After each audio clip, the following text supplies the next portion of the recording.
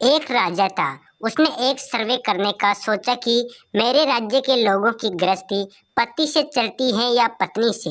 उसने एक इनाम रखा कि जिसके घर में पति का हुक्म चलता हो उसे मनपसंद घोड़ा दिया जाएगा और जिसके घर में पत्नी की चलती है वह एक सेब ले जाए। एक के बाद एक सभी नागरवासी सेब उठाकर जाने लगे।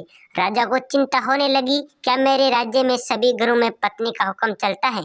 इतने में एक लंबी मूंछों वाला मोटा तगड़ा लाल आंखों वाला जवान आया और बोला, राजा जी मेरे घर में ही हुक्म चलता है, घोड़ा मुझे दीजिए। राजा खुश हो गए और कहा, जा अपना मनपसंद घोड़ा ले जाओ। चलो कोई एक घर तो मिला जहाँ पर आदमी की चलती है।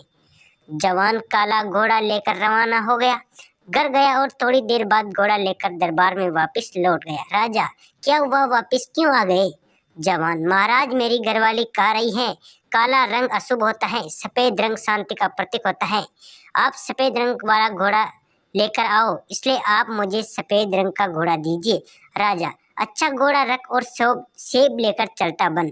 इसी तरह रात हो गई, दरबार खाली हो गया, लोग सेब लेकर चले गए। आधी रात को महामंत्री ने दरवाजा खटखटाया और बोला। राजा बोले, महामंत्री कैसे आना हुआ?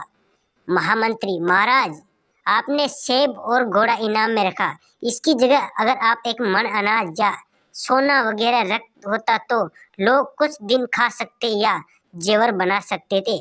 राजा, मैं भी इनाम में यही रखना चाह रहा था, लेकिन महारानी ने कहा कि सेब और घोड़ा ही ठीक है, इसलिए वही रखा।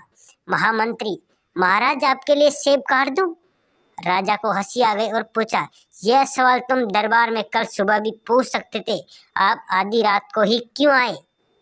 महामंत्री, राजा मेरी धर्मपत्नी ने कहा कभी जाओ और कभी पूछ के जाओ, सच्ची घटना का पता तो चले। राजा, महामंत्री सेब आप खुद ले लोगे या घर भेज दिया जाए? चाहे समाज चाहे जितना भी पुरुष प्रधान हो, लेकिन संसार स्त्री प्रधान ही है। दोस्तों कहानी कैसी लगी? कहानी अच्छी हो तो वीडियो को लाइक, चैनल को जरूर सब्सक्राइब करें।